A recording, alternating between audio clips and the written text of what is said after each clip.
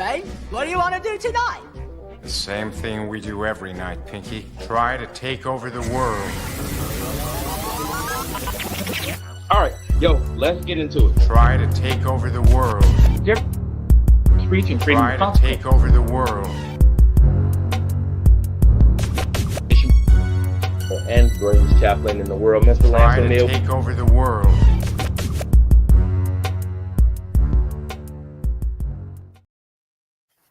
What's up, world? We are back on this birthday Sunday. Happy third birthday to the POGs. As you can see, we got some new background swag. Chappie, how are you?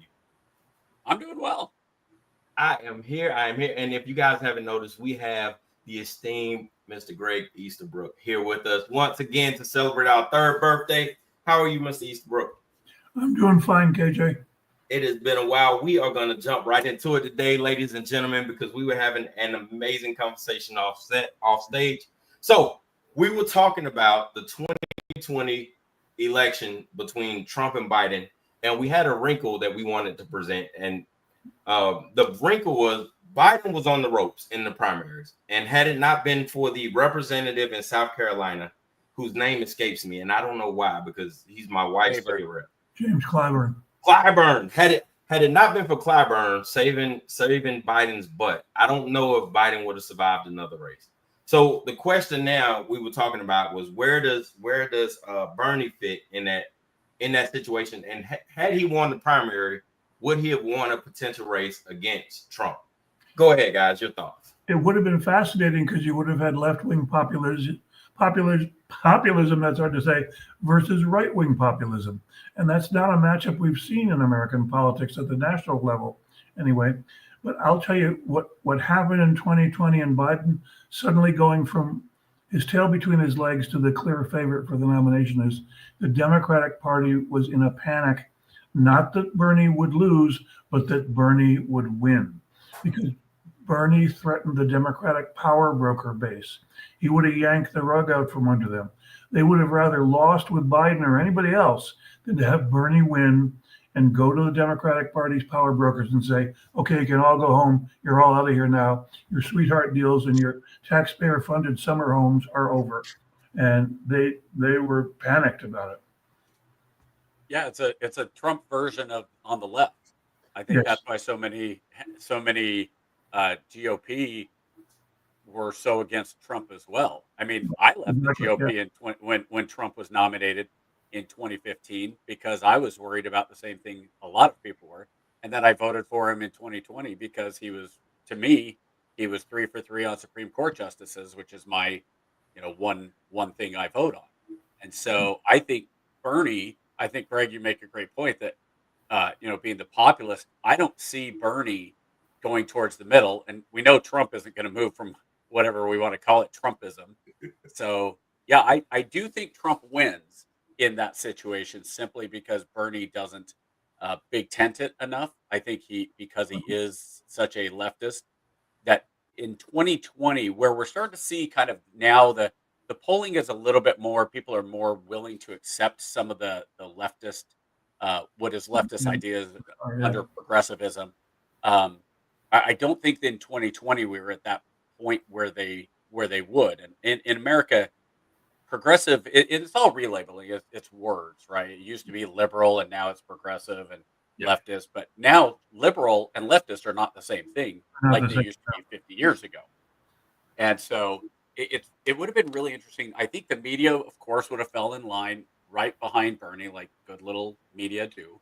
And not to throw Greg into this, but just as media, I do want to say that Greg is a phenomenal Substack. So if you haven't gone on to Substack and subscribed and become a follower of Gregg Easterbrook and TMQ and all predictions wrong. So by the way, any predictions that Greg's makes, guaranteed that they're going to be wrong, or at least can be wrong. Solid card. I love it. I keep my promises. My predictions are always wrong. All right. So speaking of that, I'm glad you guys are amazing at segueing. So here we go. First topic of the night. Lance had brought up one of your columns where you was talking about Marx Was Right. And we had a little bit of a discussion about it, but I kind of wanted, Lance, you can go ahead and take the lead on that. And then just Greg, kind of give us some feedback on that. Well, I think we should start with Greg's point from the article. Greg, why don't you tell us what Marx was right about, and then I'm going to push back a little bit on some of the things that I think. The basic point of, remember during the debates, Trump called Kamala Harris a Marxist. Yeah. And she clearly is a Marxist. So is Trump. Marxism is the core philosophy of Western governments in this sense.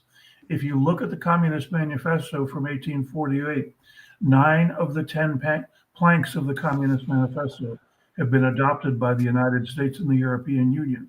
We're doing what Marx wanted done, with only one exception. And we're doing things that Marx would have considered close to inconceivable. Marx wanted a central bank controlled by federal government. We've got that. All the European nations have that now. Marx would have been stunned to discover that the capitalists and labor organizers were willing to sign a peace treaty, which we call organized labor. It's fundamentally a peace treaty. He thought there could never be peace between those two factions, and now there is, and it's mutually beneficial in most cases to both of them. Marx thought that there would never be child labor laws. We've had child labor laws for 100 years. Marx was a Malthusian. He thought society would run out of food, and that eventually we'd have to be drafting people into an army to try to improve soil. He didn't know high yield agriculture was coming. Yeah. Solve all these problems in a way that he didn't know could happen. The only plank of the Communist Manifesto. Oh, and here's the key one. I got to remember, be sure I don't forget this. Marx hated immigration. He wanted immigrants put in prison and all of their property confiscated. He would have fit right in with Fox News. Marx could have had a Fox News show called Carl's Corner, where he fulminates against getting rid of those immigrants and deporting them to El Salvador and locking them up. He was totally with Fox News on that. The one plank of the Communist Manifesto that we didn't adopt was the abolition of inheritance. He wanted on death all property owned by an individual to forfeit to the state. And we kind of tax estates here in the United States. We tax them very lightly. Some of the European Union countries tax them very lightly. But basically, you can still accumulate vast wealth down through family generations. And that's the fact that you can still accumulate vast wealth in family groups is one of the main sociological distinctions in the United States today, because you look at the black-white gap, the education gap is declining, the pay gap is declining, marriage statistics have normalized, become about the same between the two groups. The one thing that's totally different is family net worth. Whites have much more family net worth than blacks do, and we're not taxing it. And so it's going to grow, not shrink. Yeah, KJ and I have actually talked about that quite a bit on the money and the black dollar being kept in the black community is not happening. And he definitely educated me on that a few times. So, Greg, what's your thought on? Is there a difference then between in the Communist Manifesto and Marxism versus Leninism and Maoism, where the collective becomes the government and the collectivization of, let's say, farms is probably the easiest one, the non-land ownership? Because my understanding is Marx thought that was the way to go, is that it would be the collective. And then we saw how the Leninists basically, for all intents and purposes, made that one of the largest death knells in the history of the 20th century, is by breaking the yoke of the three greatest killers in human history. One is Hitler, of course. The other two are Stalin and Mao. And they perverted Marxism into a philosophy of dictatorship and to an anti-human philosophy, that a rationalization for mass murder. Marx was not a violent person. He was pretty crazy. He had a lot of eccentricities, and he turned out to be wrong about many things, most prominently food supply. But he didn't want violence. He would have been horrified if he saw what Stalin did to people in Ukraine in the 1930s, for example, or what Mao did during the Great Leap Forward. That would have horrified him. Yeah, I think that's one thing that kind of gets lost to history, is the difference between what, and this is not, I am not defending Karl Marx by any stretch, but the idea that Marx was basically, we're going to set up the government, we're going to set it up for each according to their need, and then humans are going to take over, and then the government is going to step back and eventually dissolve. That was the idea Marx had, and you saw Lenin. And I don't think we ever had a government that has willfully given up power once they've become a dictatorship, that they said, yeah, this just isn't for me anymore. I can't It's pretty think of damn it. rare. One of the reasons George Washington should be a hero to all of us is that he was very rare in voluntarily surrendering great power. Yeah. He could have been president as long as he wanted, and he said, "Nope, somebody else should take this job now." And it set a good precedent that's mainly lasted. Well, didn't Washington? I thought they proposed that he would be the new King George. Isn't that correct? At one point, there was a proposal to crown him, but he was never interested in wearing a crown. Yeah, I knew he wasn't interested, but I knew there were people that wanted to draft him into that position. Yeah.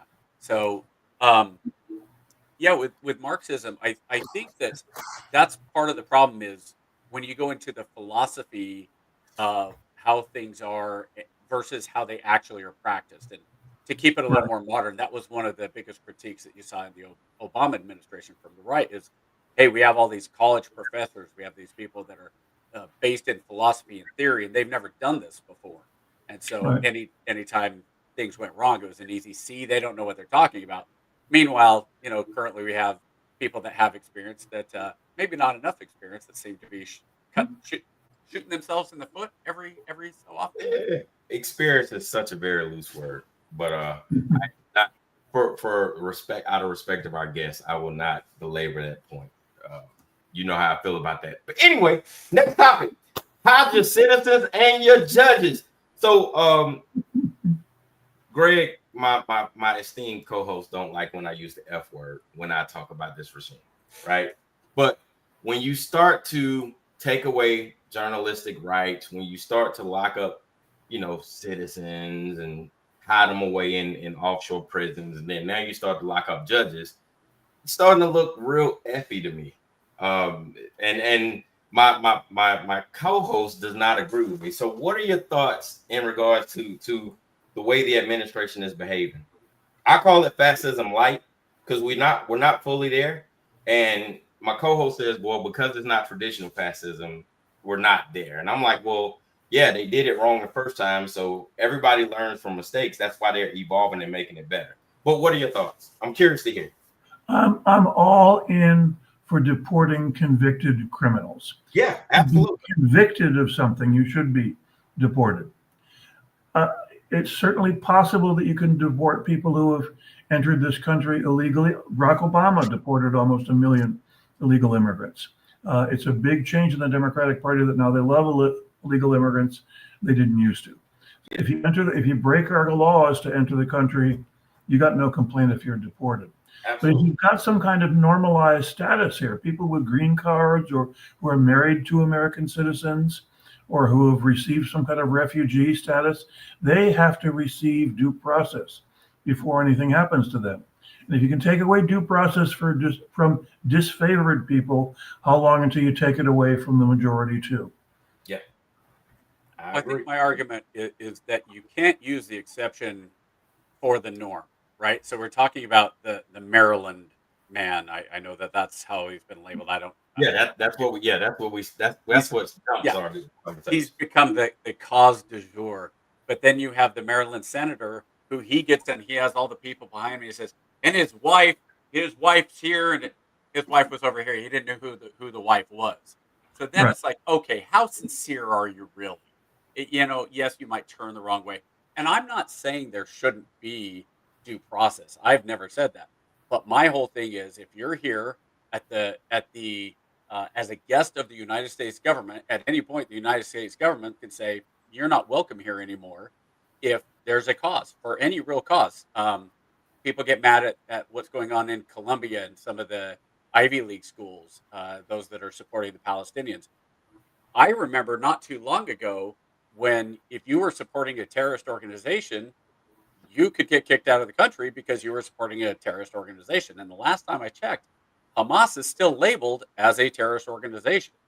And I don't want to re-adjudicate what's going on in Israel and Palestine, but if you're blocking students, especially Jewish students, on a campus. Like just last week, we saw a video out of Yale where the Palestinian supporters, and just for the record, this is my own personal thought. If you're in any type of a protest and you're wearing a mask to hide who you are, you're not a good person. If you were proud of what you're doing, and that's why I think what are the National Front, the guys in the khakis and all that, I think that's a load of crap. I don't think that I think it's a good likelihood they were federal. They were federal provocateurs because they've pretty much gone away. But if you are here as a guest of the United States government and you do something that is supporting a regime that is goes against not only our values but against one of our, and people can say, well, you know, Israel, just because they're against Israel, well, they should have that right. Yeah, you can absolutely have that right. You can have that right back in your country where you have every right to have it. And so go ahead. Well, I'd say that people who enter the United States, there's three ways to enter: the fully lawfully, on a temporary basis as a student visa, tourist visa, work visa, or illegally. People who enter illegally, I don't care about it. I want to send them home. Yeah. If I entered another nation illegally, they'd send me home. So we should be doing the same thing here. People who have entered lawfully on a temporary basis, and green cards are temporary, they can be revoked. They don't make you a citizen. Yeah. They get due process. The Constitution is clear on that. If you do something bad, say you become an anti-Semite at Columbia University, where they're practically handing out prizes for anti-Semitism now, you get a hearing before we send you home. That's really clear in the Constitution. 14th Amendment, one of its great achievements, due process sometimes is just stall tactics. But the 14th Amendment, creating the due process right, is one of the reasons the United States became a better society. And that right was extended to everyone who was within the borders of the United States, even to criminals. So I want both of you guys to kind of chime in on how that plays out with the what's that, Attorney Bundy going after the judge who allegedly, I guess she snuck an illegal immigrant out the back door. Yep. And they arrested the judge. What are your thoughts on that? I think that's a little, I understand it, but I think arresting judges is a slippery slope. Like it is a slippery slope, and it's crossing a line that's only been crossed a few times in American history. A judge can commit a crime. A judge can do something unethical. Judges are not, most judges I think are pretty virtuous, but if they commit a crime, they should be prosecuted too. In the case of the Wisconsin judge, it is odd to think that we think of Wisconsin as this happy little state of dairy farmers. It's become the most politically tumultuous state in the country in recent years. And I have followed this pretty closely. My older brother is a federal appellate judge who has jurisdiction over Wisconsin. So he's also always handling these crazy cases. The judge who was arrested is a state judge. So her case probably will not end up in federal court. But you got to say, if a judge commits a crime, nobody's above the law. A judge should be prosecuted. Now she's got to defend herself in court and show that she did not commit a crime. But it is crossing a line that's by general agreement of both political parties. You don't go after judges, in part because you don't want the judges to be angry at your party when you're caught in corruption. You want the judges to look the other way on you. If you go after them, they may not look the other way. But I'll tell you what this all builds up to. You've heard in the last 2 months, you've heard the phrase constitutional crisis used a lot. Absolutely. I'm not sure there is a constitutional crisis right now, but there could be one coming. If you look at the history of the White House and the federal courts, we think it's unprecedented that Trump is ignoring federal court orders. Actually, this happens all the time. We just don't pay attention to it because it's usually on minor procedural issues. Biden defied a lot of orders. Obama defied a lot of orders. It was usually procedural stuff. Nobody cared. Now suddenly everybody's decided to care. If push comes to shove and the Supreme Court tells Trump, you must do X, Y, Z, and Trump says, no, I won't, then we'll have a genuine constitutional crisis. Yeah, and one of the points I've made with that is the irony of this is the legislature makes the laws, the judiciary interprets the constitutionality of the laws, and the executive enforces the laws. So Right. if the legislature passes a law and the judiciary says it's constitutional, hey, you have to enforce this, and the executive goes, no, what are they going to do? Who's going to go in and enforce Well, the law and the enforcers? that's the big question of a genuine constitutional crisis. If the White House went to war with the Supreme Court, who would win? It's not clear who would win. The strongest hand is always held by Congress because Congress can alter laws. Uh, the president can write executive orders, but the next president just tears them up. They're nowhere near as strong as laws are. Judges can issue injunctions and issue stays and things like that, but somebody else can another judge can just tear them up. Congress is holding the trump card, and not to make a bad pun. And right now, so far, Congress has been completely inactive. A lot of the things that the White House and the federal judiciary are arguing about, Congress could resolve by simply clarifying the law, and they don't want to do it because they want to be able to blame somebody else for what's going on. Exactly. Wait, what? Yeah. Congress doesn't want to do their job? I shouldn't have used that. No. You are right on point. I am all for. Speaking of which, term limits. That brings up a good point. I mean, it's going to take us off a little bit, but how do you feel about term limits? I am definitely pro term limits at every level. SCOTUS level, congressional level. Obviously, we have it for the POTUS, but I believe no one should be there forever. And then you start to see people whose net worths are continuously exploding during their time serving the people. It just further strengthens my point that, hey, man, you should not be there forever. Do some time, and then I need you to come out so we can get some fresh voices and generational takes. You know what I'm saying? Because every generation ages out, right? Yes. And I think right now, what we have in Congress is we have everybody that's been there forever has generationally aged out, and the young people that we have in there are grifters who are looking. They saw the opportunity to cash in, and they saw that Congress is the easy cash cow. So a lot of them aren't in there to serve the people; they're in there to serve their pockets. I'll leave that to you guys. What are your thoughts? Just because Elon Musk says something doesn't mean it's wrong. So when Elon Musk points out the number of people who are long-serving members of the House and Senate whose net worth has spectacularly increased, even though they're on a public servant's salary and don't have any other visible source of income, there's corruption there. And you ask yourself, we're running up these fantastic federal debts. Spending keeps increasing. Where are the new bridges? Where are the new roads? Where are the new schools? Where are the new hospitals? A lot of that money is being stolen by members of Congress. And that's why members of Congress try to keep their heads down a lot of the time, because as Elon Musk says, they don't complain about criminals because they themselves are criminals. Now, I certainly don't mean every member of Congress. There are some people of very high ethical standing in both chambers of the United States Congress. But you look at Nancy Pelosi's net worth. Don't tell me, oh, my husband invested wisely. Come on, we weren't born yesterday. And I'll give you a statistic that blows me away. 16% of the American public is at least 65 years of age. 80% of Senate committee chairmen are at least 65 years of age. The aging is wildly overrepresented in the United States Congress. And whose fault is that? Our fault. We should vote those people out of office. Yeah, I saw somebody, I don't remember which congressman said this or where I read it, but it was almost identical to something I came up with. Shoot, Greg, it might have been in one of your columns. I said about 15, 20 years ago, I used to be against term limits simply because every election is a term limit. But then I realized that the American people and the electorate is stupid. So you need to have these term limits, and it should be very simple.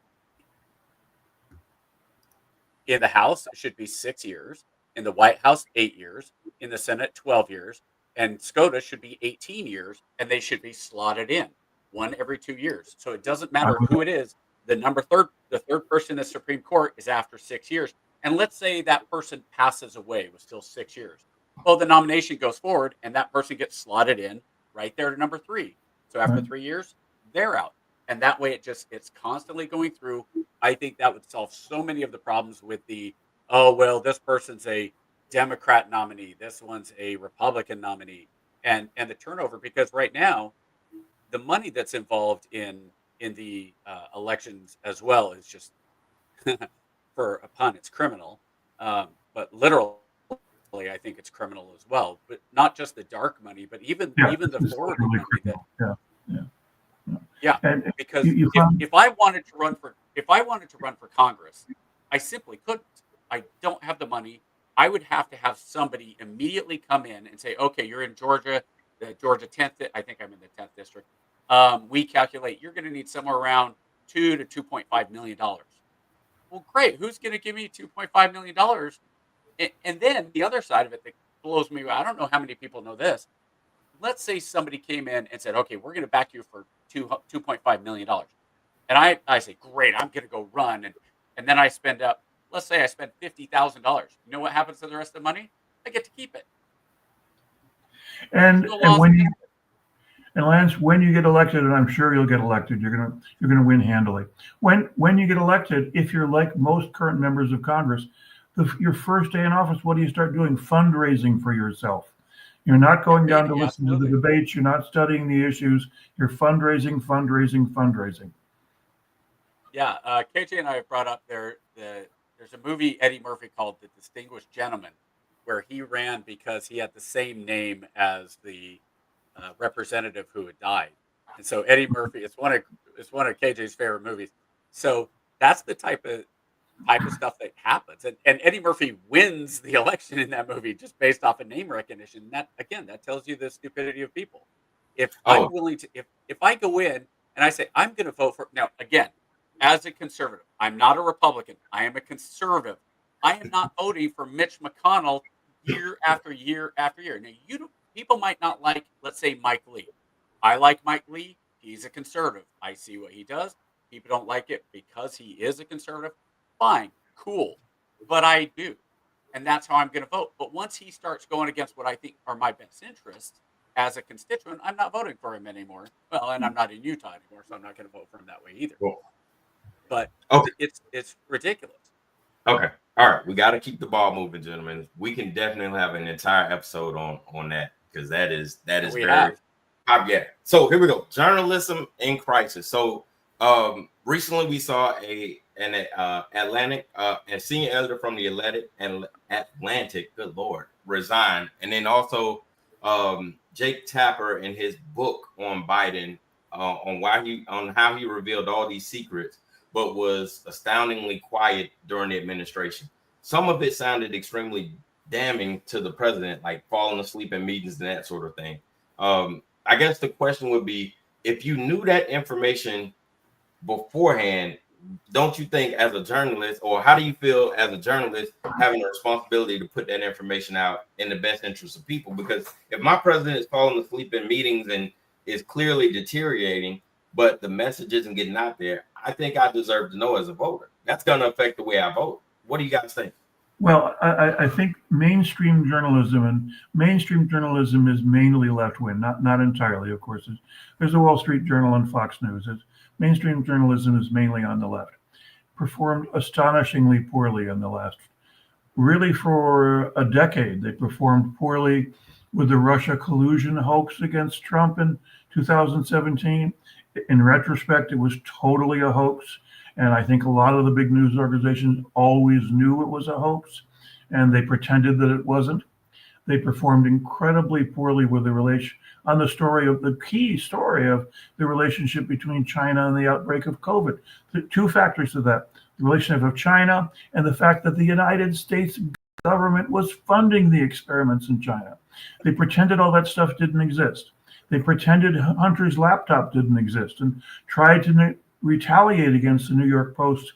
They successfully retaliated against the New York Post for reporting that story because it didn't fit their agenda. And then it all built up to what for the Democratic Party was a calamity, that they hid the truth about Biden's actual mental condition and physical condition too. Now, at his age, it's no surprise that he was declining. Most people do at that age. But the fact that there was an elaborate cover-up run by journalists, the kind of people whose job it is to communicate the truth to the public. We're trying to prevent the public from knowing the truth. The journalism business deserves the decline of public respect that it's experiencing right now. I think that's why people are turning to alternative media, such as X. Well, I got to tell you, it's been great for Substack. Substack has only existed for 5 years, and as of about a month ago, many of your listeners may not even know what Substack is. It's a media alternative where you subscribe to an individual rather than to an organization. That's the big difference. You pick the writers, or in some cases the artists that you like, and you support them, not an organization.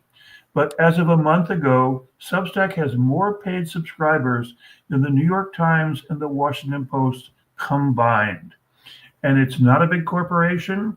It's a couple of guys in a small office building in San Francisco pressing the technical buttons. Substack has 92 employees, and it has already more reach than many of the main journalism organizations in the United States.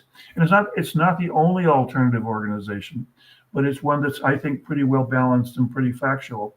And the big deal media types are amazed that we've pulled the tablecloth off the table without upsetting the glasses and the plates, because we're doing it every day, basically. So, Greg, I have a question for you. You wrote for the Atlantic for a long time. I did, yes, for 30 years. 38 years, actually, sorry. 38. Okay.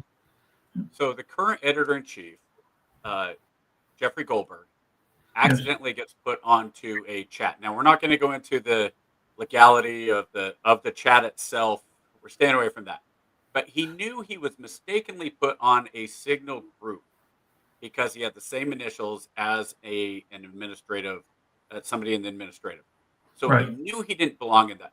What are your thoughts on him sitting back and gathering? Now, I don't mind him if he right up front had said, "Hey, I was included in the Signal," like immediately, and I told him I'm not supposed to be in there. So that just tells you how messed up they are. They put me on this. But he sat back for 3 days and gathered information. Now, did he have a legal obligation to disclose he was there? No. Did he have an ethical and journalistic? Should he have stayed on?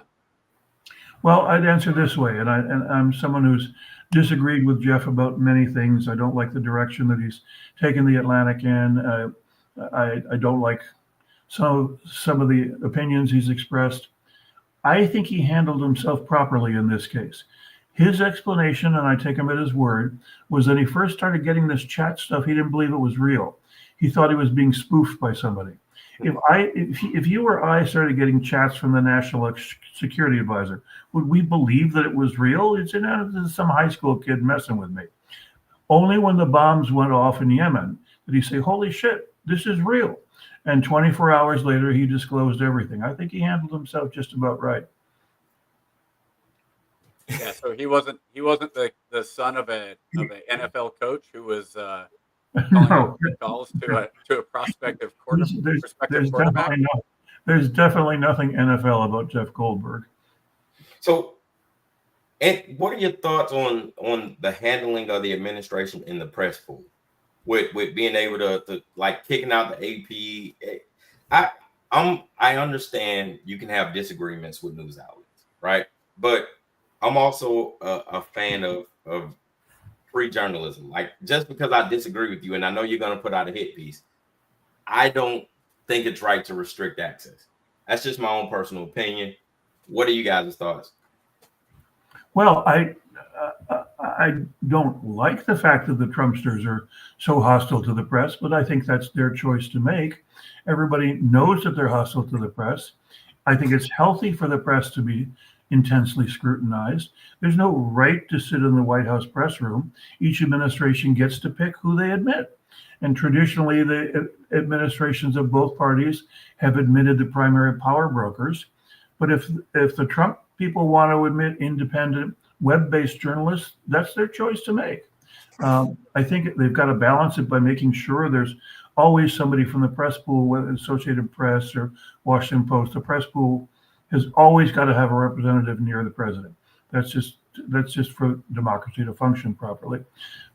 But if most of the people who are near the president are independents who do podcasts, for example, that's Trump's choice to make.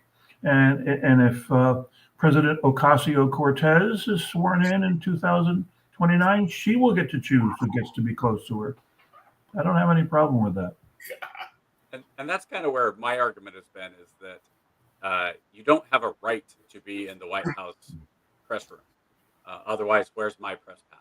And where do you Yeah, go? there is no right. I think every president has an obligation to ensure that there is a press pool reporter nearby at all times. For the president owes that to the public. As long as that obligation is being observed, the rest of it's up to him. Yeah, I I guess think my question with well, real quick, I guess my question with the AP is, because the AP has pushed such a political agenda with things like calling males females and saying, "Hey, we're going to go by what they call themselves," and the Trump administration saying, "Well, no. I mean, if you're not going to be honest about the sexual."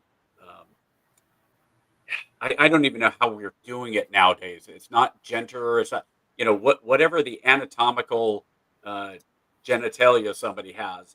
If you're going to lie about that, then why should I trust you about anything else? And I've seen plenty of stories, and especially from the right, I see that this trans person did this, and she, and then I'll see in the comments going, "You mean he? That's a dude." And so to me, I look at that and go, I'm kind of like Jordan Peterson. Jordan Peterson has said, if a student comes to me and says, "Hey, Dr. Peterson, I'd really appreciate it if you called me Jennifer. That's how I identify. And so if you would call me that, I'd really appreciate it." He says, "Yeah, absolutely no problem." His problem is when the law turns around in Canada and says, "You But you will can't. say Yeah. she." Yeah. And that's how he came to the forefront of the intellectual dark web, is by saying, "No, as law, why am I going to? You can't force me to do that." And I think that's where the problem becomes, is the AP is saying, "Well, we don't give a crud what you're going to say in the White House." So the White House says, "Okay, well, if you're not going to follow the very basic rules that we're putting out here," the AP just came out with one a couple weeks ago. They will capitalize when talking about racial. They'll say black is with a capital B, but white with a lowercase b. Well, why? Or I'm sorry, white with a lowercase w. Well, why? If you're going to be a news organization, puts things out and says, "This is how we're going to do it," and it might have been the AP, the AP guidebook that did it instead of AP. And if I'm conflating the two, I'm sorry, but if you're going to say we're going to do it one way for one group, but a different way for a different group, why are we doing this? Like, are we not going to just have a standard, stick with the standard, and go from there? And if the AP is not willing to do that, I have no problem with them losing their special place in the Pentagon. They're not. There's no right to that space in the Pentagon. There's a huge amount of groupthink at the top of journalism, and groupthink tends to veer to the left. And you don't want to be the person who says, "Well, Jennifer, okay, I'm going to call that person wants to be known as Jennifer. Fine, that's what Jennifer wants. That's what we're going to call her." But not just AP, but many New York Times is this way. They want you to believe that if a man declares himself a woman, then the man becomes a woman, and that doesn't make any sense. It's one thing. I'm talking about adults, not minors here. An adult male wants to dress as a woman. That's, as long as you're not hurting anybody, that's your choice. Yep. But you don't become a woman. That doesn't make any sense at all. So I take your point that if Associated Press or any other news organization is willing to confidently say something that they know to be a lie, what else are they lying about?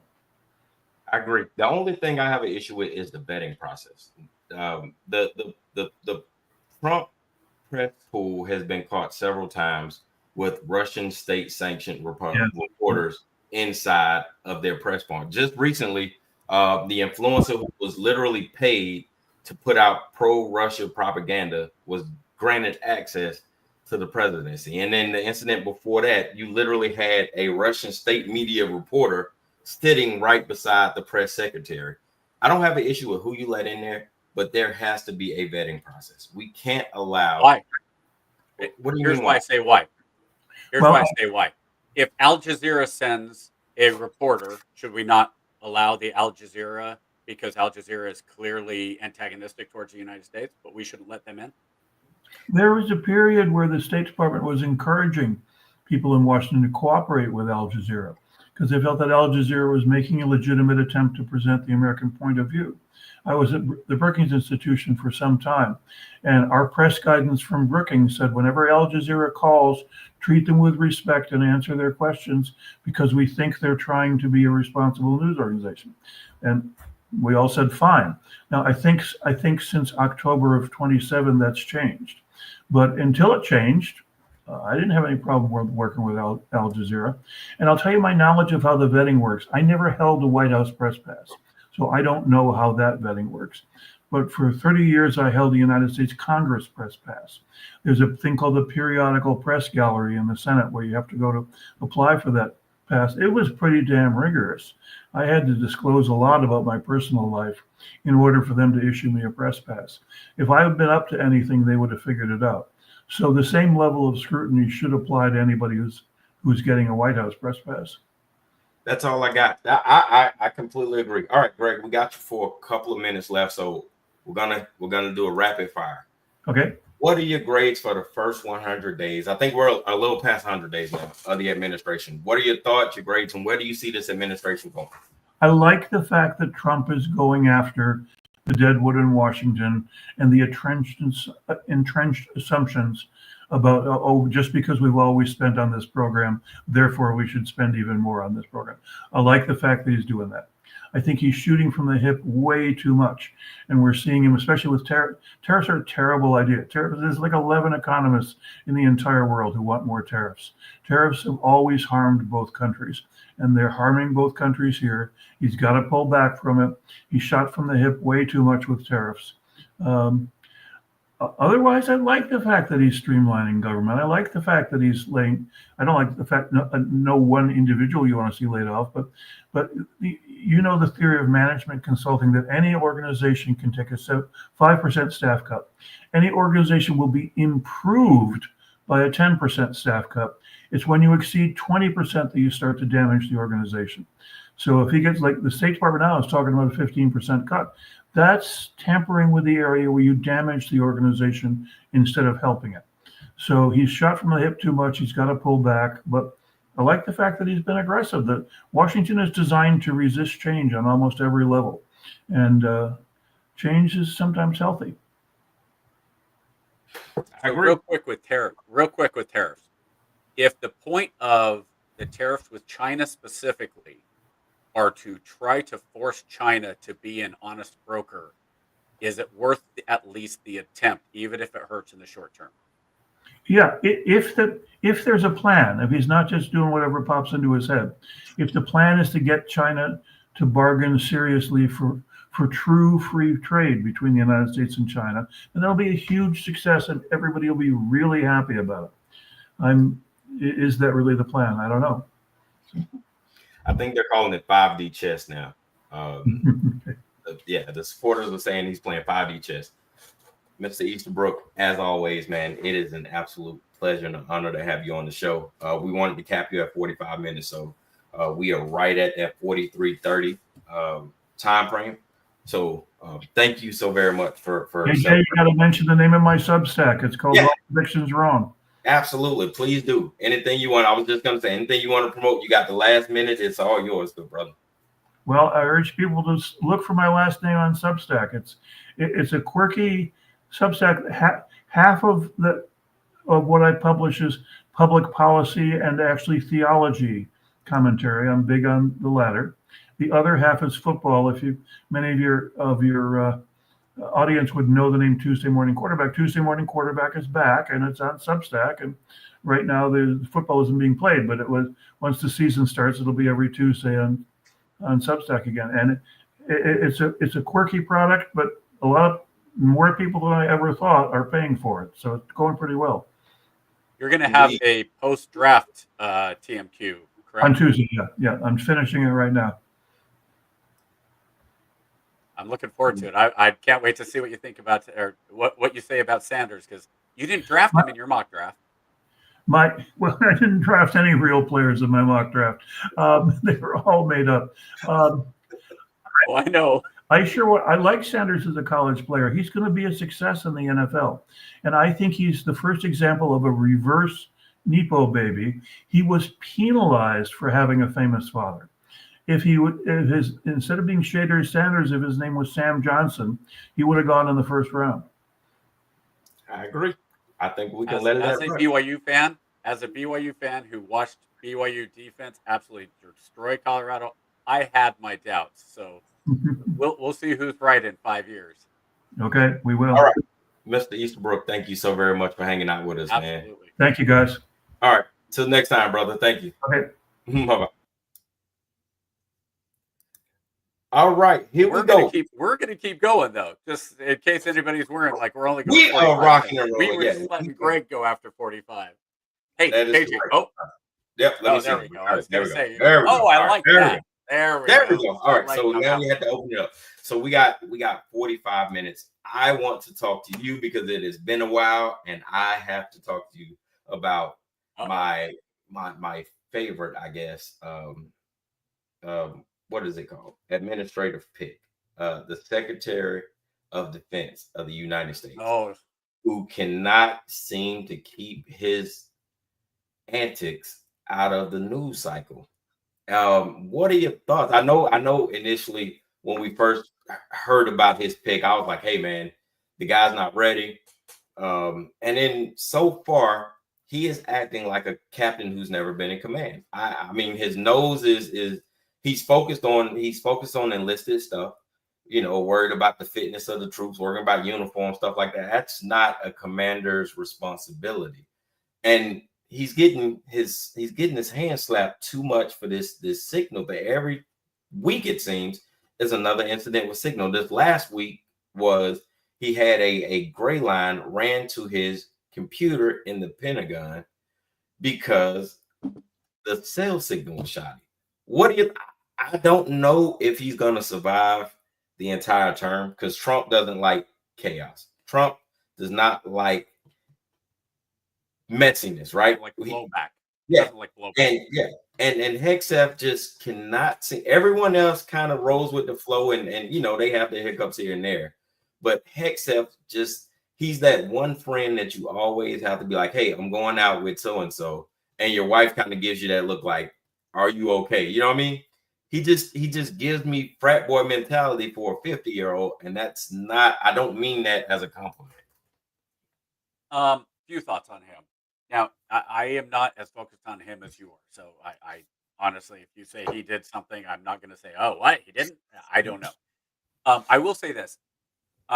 The idea that they put a nipper line into his office so he could use whatever kind of strikes me as not a real story.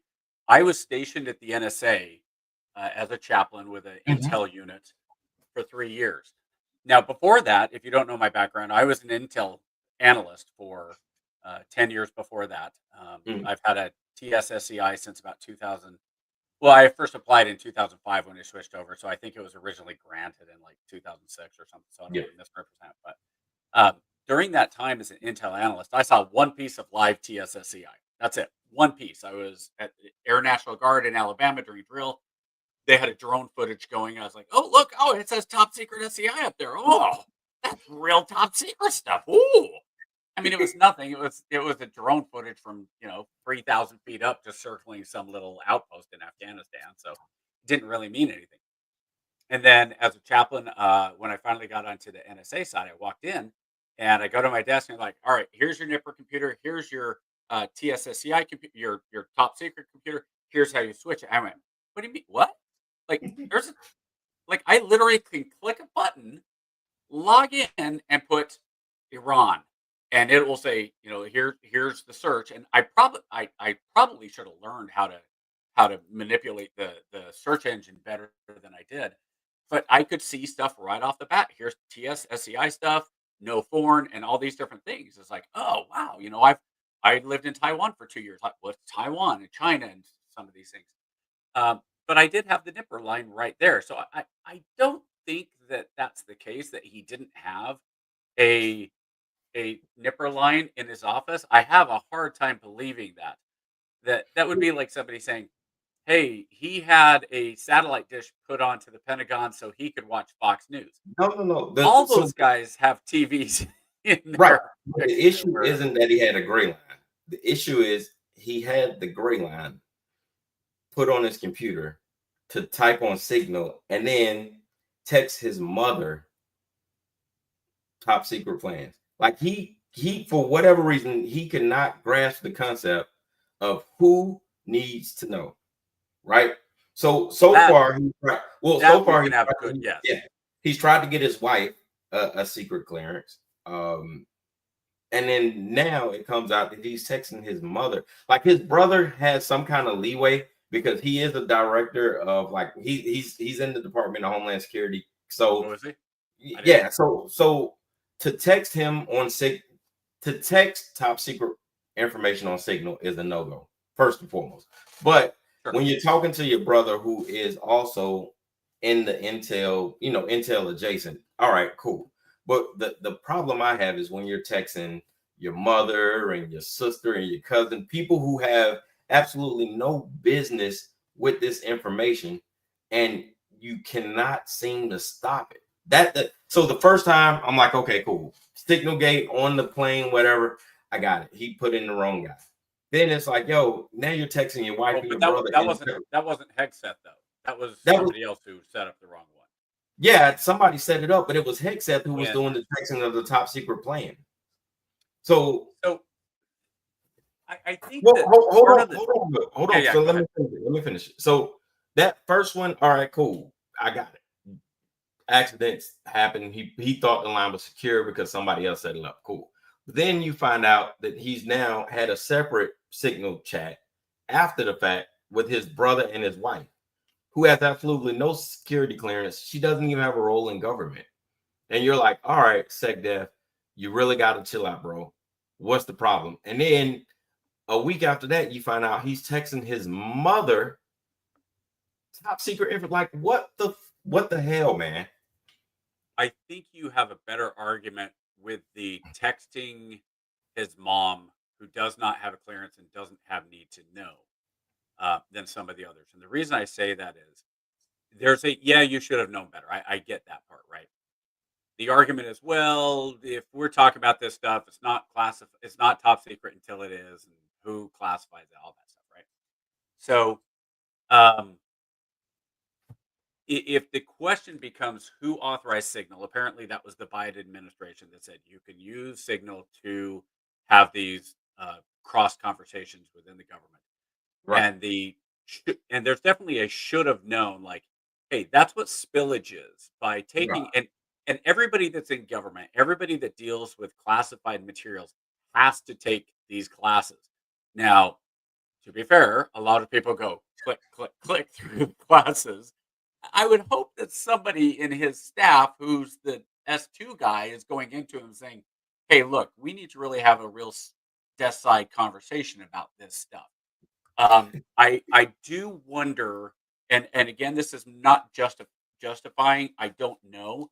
I do wonder how much of these were all the same incident that is now being recycled 2 or 3 times. Like, or if they're different, and if they're different, again, there needs to be. Yeah, they've already cleared that it was different. It was literally different. These were different. These were different. So yeah, no, not different paths. Yeah. So initially we had the Signal Gate thing. That was one incident, right? But that was the Houthis. That was the bombing of the Houthis. Okay. Right. So then you had the Elon trying to get in on the China mission, which was all right on the China briefing. But what did Hegseth have to do with that one? Because he set Let's it just up. stay with Hegseth first. Yeah. This is Hegseth. Hegseth set up the meeting with Elon. He didn't clear it with President Trump. Trump didn't know that Elon was supposed to attend the brief. So Hegseth invited Elon to attend the top secret brief on China without informing the president. Because I gotta believe that the president would be like, nah, he don't need to be in there. All right, but that's I don't know if that's true. Well, no, it's true because it's true because they've already reported and vetted it. So that's 2. No, that's not what I mean is, I don't know. Do you think that Trump, if Hegseth had gone to Trump and said, hey, I want to invite, I assume you want Elon in on this meeting. don't you think Trump at that point goes, well, yeah, of course. Well, no, I can only go by what Trump said, and the POTUS said he didn't know. And if he had known, he would have told him not to invite him. No, not that. Did Trump follow it up and say, if I had known, because the POTUS was asked, the POTUS was asked about it, and he was like, no, I didn't know. But all right, cool. So that may just be okay. Sorry, there's a lot. But that's two. I got you, but that's two, right? So that's two separate incidents. Yeah. Then you get to the third incident of him texting his brother and his brother and his wife about intel meetings and some stuff that's going on. They didn't get into specifics on that. But then they released the fourth one with his mother. They just released those text messages. So you got four separate incidents where it's like, hey man. What were the contents? Was it released what the contents of third and fourth were? Because I thought it was something where, like with the wife or whatever, it was the same information as the Houthi stuff. Is it different? It could have been the same information, just in a different thread after it came out. And so that's kind of where I wonder how much of this is getting recycled, because I read something about whistleblowers, and they were saying, hey, he also set this one up, but it was the same incident. So I don't know, but I will say this: as far as Trump goes, Trump seems like the type of person, because we have talked about his wanting to be the end all be all, right? He needs to be the one in charge. And so if they ask him and say, hey, did you authorize Hegseth to say this? Then and Trump going, well, no, of course not. Is Trump then like, oh, I never would have allowed Trump being Trump? I don't know. It wouldn't surprise me if Trump at that point, well, no, of course not, I wouldn't let him. And realistically, if they had, would Trump have gone, well, yeah, sure, of course. So I don't know. It's just, but when you've got, if this becomes enough of a story, and obviously so far it hasn't, but when it becomes enough of a story that Trump starts looking at Hegseth going, dude, you're making me look bad, that's when Trump will cut him loose. Because as long as Trump believes that, and I think Trump has shown this, as long as Trump thinks that Hegseth is still good enough, because I think there's also that idea of Trump, I think, is a pretty loyal person as long as he feels like he's getting the loyalty back. Well, his pick cost him a lot of political capital. He had to grease a lot of palms to get Hegseth over the finish. Yeah, he did. And the irony of that is Matt Gaetz. I think he had to pick between him and Matt Gaetz, and Matt Gaetz decided to go, nope, Pop Smoke. I'm gonna go sit at. And I think Matt Gaetz, honestly, I think he thought he was gonna get that senator seat in Florida. Yeah. And DeSantis went, nah, I'm good. Yeah. I don't need somebody who's been accused of pedophilia as a senator. The accusation's enough for me to say I don't think that's a good idea. So good on DeSantis, by the way, for thinking that. Even if it's not true, there's a point where you go, and I've been accused falsely of stuff too. But there's a point where it's kind of like, depending on how bad it is, you kind of go, with what came out when you have Matt Gaetz going, well, no, I'm not a pedophile. Well, yeah, I pay prostitutes, but I'm not a pedophile. It's like, oh, dude, okay, so time out. You what now? So when Hegseth, and I think the other part of Hegseth is he because he did use so much capital, he's under that spotlight, that keg light is really on him. And so even you said, look, during that meeting, he had his drink, and during he used something, he took a little sip, and it looked like, and I'm going, everybody does it. Like, you always see what I assume that now. If they'd been able to come back and say, hey, that was vodka, I would have been like, oh, you got to cut this dude loose. Well, I don't know what his sobriety has been like since. There's been some reports that he has been having more celebratory drinks because of the stress. And listen, man, he's whatever more comfortable doing it too. Then whatever you do, which is fine. You're a grown man, and I get it. You had to say what you had to say to get confirmed. Nobody believed that you would stop drinking once you got confirmed. But when it starts becoming more than a rumor that you're conducting interviews sauced, you know what I'm saying? Like squeaky wheels, after a while, you be like, all right, bro. The first time it's like, ha ha, yeah, he used to be a drunk. But like when you're starting, like when Fox News starts to be like, hey, Peter, you okay? Like something should be pinging in your ear that, you know what I'm saying? You're probably a little too far into the juice. And I'll say this, unsubstantiated, completely unsubstantiated. There are a lot of people on the right who believe that Kamala Harris liked her vino quite a bit. Like it I became agree. a joke on, She could, yeah. on Saturday Night Live, right? So Yeah. I agree. When you're talking about anybody who is in a position of authority, that you have to worry about inebriation, because inebriation is something that alcohol's basically evil in a lot of ways. I'm not a fan. I've said before, I think alcohol is one of the most evil substances in the world. It doesn't do any good. And if you have to worry about your Secretary of Defense or any senior leader, I mean, this could go, like, realistically, as a chaplain, if I had a company commander whose soldiers came to me and said, "Hey, chaplain, man," you know, or a first sergeant comes to me and goes, "My commander, man, I came in." I remember Sergeant First Class. This was back when I was an E5. Sergeant First Class, I found out he had a bottle in his drawer, and he would invite other E7s to drink after hours ish. He Yeah. may have been one or two shots in before the bell rang. And for me, I'm going, and I was the intel guy going, really? I mean, that's at what point do I take this to the command? I didn't, because it wasn't necessarily in my place, and from what I Yeah. understood, it wasn't affecting his job. But at the same time, a few months later, he got charged with solicitation of a prostitute while he was TDY. Jesus. So my guess is he wasn't overtly sober when that phone call happened. So so when you're talking about an E7 doing, if it's not okay for an E7 to be doing this, it's probably not okay for, the GS scale for civilians goes to GS 15. And I think the Secretary of the Defense is like a GS 37 Yeah, like or whatever the number is. But again, until it becomes, either Hegseth becomes unloyal to Trump, or there's enough splashback that Trump believes Hegseth is making him look bad, I think he will stick with him, because even though what you said was Hegseth shouldn't be worrying about the ACFT and shouldn't be worrying about height, weight, and all that. I would argue the exact opposite. That is what you want. Now, the difference is normally you get that from the command sergeant major of the Army, is who's the one who's saying, "Hey, we need to make these changes." But the Army, I think, as a whole, now, and I will be very clear here, I am not in a contact with a lot of soldiers on post at the moment, because I'm in the retirement uh, frame. I am not dealing with soldiers. But my guess is most soldiers who see this are probably pretty supportive of him still, because he's still talking a good game only about taking care of soldiers. Soldiers don't generally care about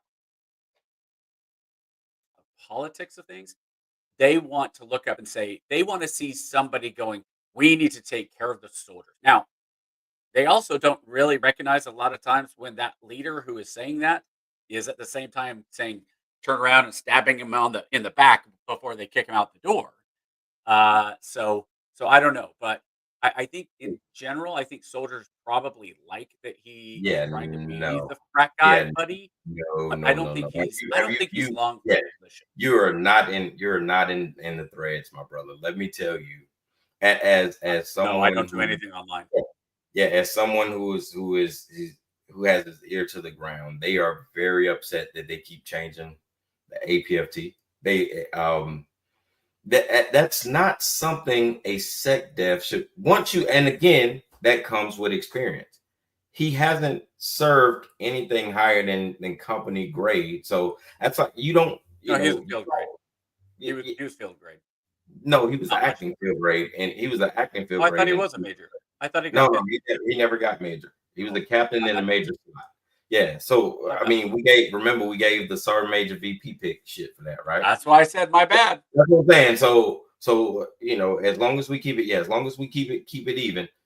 He never served in anything higher than a company grade position. So his thinking is company grade stuff, right? You don't have the garrison commander. Yeah, You don't have the garrison commander coming down to the unit level saying, hey, we got a problem with fatness and fitness and this, that, and the other. They're not there.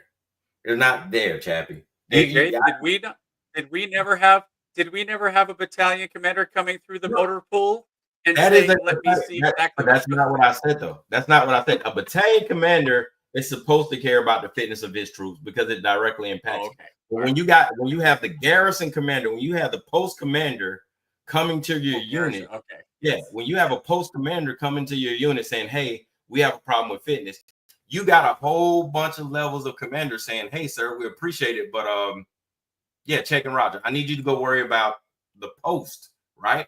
Because we got this down here.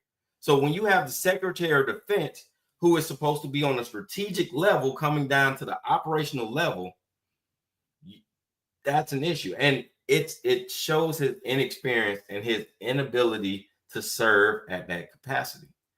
I'm all for shaking things up, but he lacks the experience to serve, and it's showing, and it's only going to get worse. He's making, you can say what you want, but he is making captain level, he's making lieutenant level mistakes, right? As a platoon sergeant, I have to tell my lieutenant, hey, sir, don't text our CONAP plan. Don't text our CONAP plans on signal. That's a bad idea. Hey, sir, don't use your phone when we're in the field. Hey, sir, you need noise and light discipline, right? Yeah. So now I have a Secretary of Defense who's acting like a lieutenant who doesn't have NCO support, right? Because if he had NCO support, or if he just listened to his NCOs, they would probably tell him, hey, sir, that's not a comment you need to make. You need to stay in your lane. Focus on this. And he's not listening to his. It's one thing to be inexperienced for a position. It's another thing to be inexperienced and not listen to your leadership.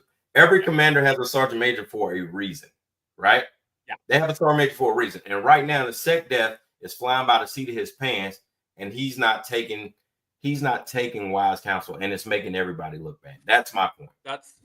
And that's what I was just about to say is what Greg was saying, that Trump is flying by the seat of his pants. I think Hegseth probably is doing that a little bit as well. And like for me, I mean, I tell you right now, and this is a drum I'll continue to bang. If you're going to change the ACFT and you're going to make these stupid little changes, why? Until you get rid of the 2-mile run, I don't need a change. Get rid of the, you know what? It's like when we talk about if Trump gets rid of the term limits, then he will be the best. If Hegseth gets rid of the 2-mile run and makes it a 400-meter run with a kettlebell that simulates an ammo can or 200-yard run, I will say best SecDef ever. That's the sentiment of the soldiers on the ground. They like, yo, dude, like you got rid of the wrong stuff. You know, you're taking away stuff, you're adding stuff, but you still got the 2-mile run left in. Why? You know what I'm saying? Like, what are you doing? Yeah. Well, and like you just said, though, I mean, I don't know how much that's Hegseth going down and saying, hey, you guys need to figure something out, change it. But that's been happening. I mean, how many times since we first came into the military, you know, we both came in right around 2000. How many times has the ACFT, PRT, AFT, ACFT, I mean, how many times has this dumb thing changed? Like, I get evolving with the science in terms of, hey, sit-ups are actually pretty bad for your neck and back. I can personally attest to that. I'm hoping the VA recognizes how bad they are for my neck and back because 25 years in, I think sit-ups and push-ups did more on my back than just about anything, along with, you know, loaded down ruck marches and things like that. And I was never even in Afghanistan with the guys who were going on the full-on rucks, you know, the reason you train for a ruck march. But I think that Hegseth is, I don't want to say he's bulletproof. I think he's Teflon until the Teflon wears off. And once it starts sticking and Trump sees that it's sticking, he'll get replaced with a new pan. Yeah, it's almost like you have the Joint Chiefs there. You're not listening to them. Like you're not doing it. Just I don't like the inexperience at that level, man. And I'll give you. I'm not really a fan of. I can't really say that I'm a fan of any pick so far. I mean, Cash is kind of like half and half. Like Cash, I'm like, all right, cool. So far ish. Still not cool with the wrestling judges, but I got it. I understand why. It was political, but it was also. I mean, it was political, but it was also appointed, right? Like I, she broke the law. So I look at it like this: if she was driving down the street doing 85 in a 45, she should have been arrested. yeah, I mean, I got it. You or I get arrested for that. So Yeah, that's um, but see, that's what I'm saying. Yeah. So on the I'll surface, say yeah, this. Sorry about the administration, real quick. The cabinet. I think Rubio's done really well. I think more than not, they're actually been pretty solid. Simply because you're not seeing much about them. Like you're not supposed to know what is going on in the HUD department or what's going on in the you know what I mean? yeah, Like you're not yeah, really. yeah, I'm with you. Yeah. I am with you. So the squeaky wheel is going to get the noise. And right now, I don't know about the other cabinet members, but if I was a cabinet member, I'd be like, keep Hegseth, keep him, because he's going to be the guy that's taking every, I mean, every mistake he makes and everything. It's all going at him. And so Yeah, I can just do my yeah, job and just kind of not have to worry about it. And I can still show up in DC restaurants and nobody's going to know who I am because, like, I yeah. could pick out. I know who Linda McMahon is. I watched WWE 20 years ago. I know who she is now, though. If I saw Linda, I seen pictures of her. I went, the first time I saw her, this last one, I went, is that what Linda McMahon looks like now? But Oh, okay. I I mean, will. so if I was a cabinet member, I'd be like, please keep him. Yeah, whatever Please you keep do, keep Hegseth. Hegseth because he is the shield for everyone. No, Liberty, Absolutely. yeah, Liberty. That's my point. I was saying she broke the law, so I understand why Director Patel arrested her. She did break the law. I don't have an issue with that. But what I'm saying is, two things can be true at the same time. He arrested her because she broke the law. He also arrested her because he knew that her arrest would score huge political points because he arrested her based off of a hot button issue. She was shuffling an illegal immigrant out the back door. So Who it was arrested an her? Let me ask you opportunity. this. Who arrested her? Was it HHS? Gnomes Okay. department. Do you think, okay, so DHS, Homeland Security Yeah, arrested her, or yeah. ICE? Okay, and I don't know. So my question is, like, do you really think it went up to that where they called up and said, "Hey, FBI Director Patel, we want to arrest this judge because she had an illegal immigrant in her courtroom.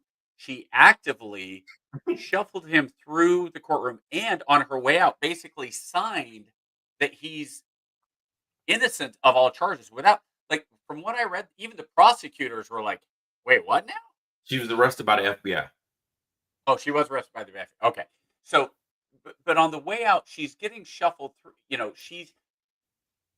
it's kind of like the other judge that just got arrested for harboring the gang members. Now, the judges might go, "Well, I saw something in these young people. I just think Yeah, that with the right kind," but at the same time, it's like, dude, you're a judge. yeah. Did you really have a gang member living in your house?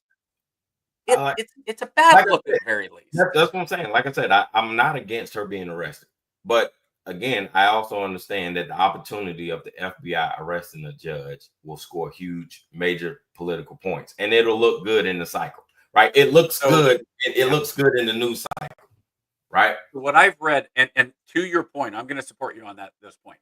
What I've read is that the biggest pushback I've seen from kind of the legal community is that going into the courthouse and arresting her in the courthouse, Right. That was that yeah. was that That was was the show. that was for the theater. Yeah. That was the theatrics of it, Yes. right? And going in and arresting her at her house, say, "Hey, you know what? We've got this warrant for your arrest. Yeah. Come on, let's Yeah.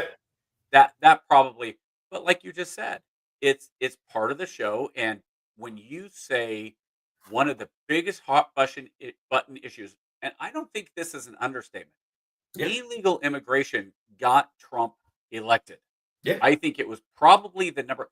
So if Trump turns around and Patel turns around and says, "This is going to make Trump look really good," see, we're even going to get the judge, Yeah. and she's guilty.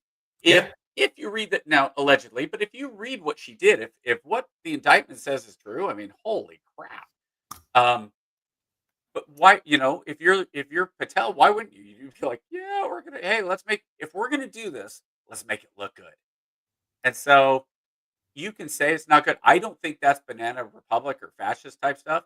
I think by the same token, when you put yourself, it's almost the exact opposite of you and I were discussing Judgment in Nuremberg, which, by the way, I'm guessing you didn't have a chance to watch yet. I didn't know.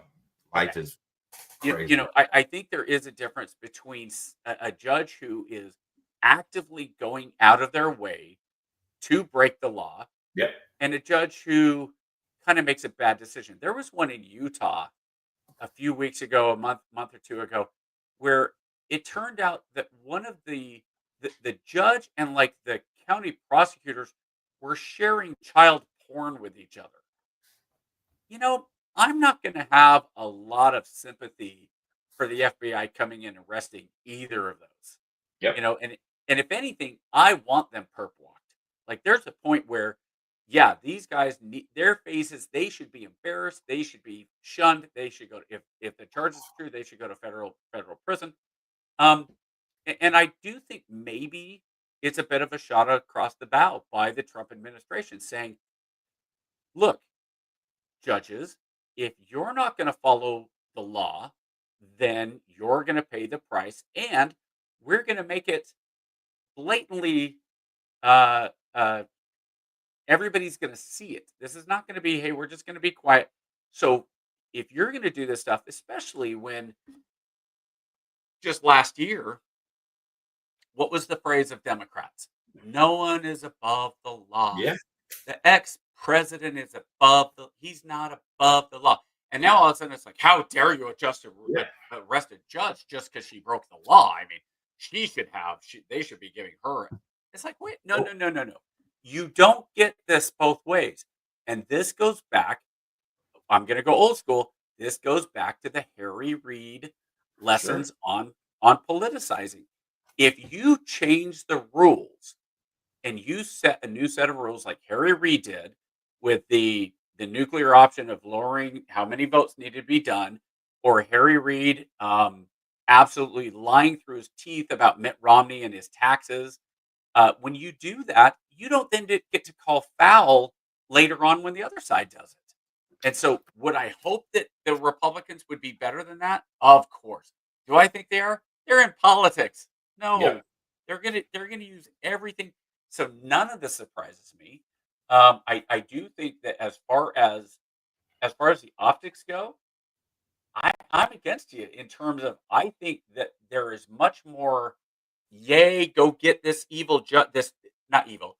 Yay, go get this judge who is supporting illegal immigrants more than hey, the president arresting a judge. That might be fascist.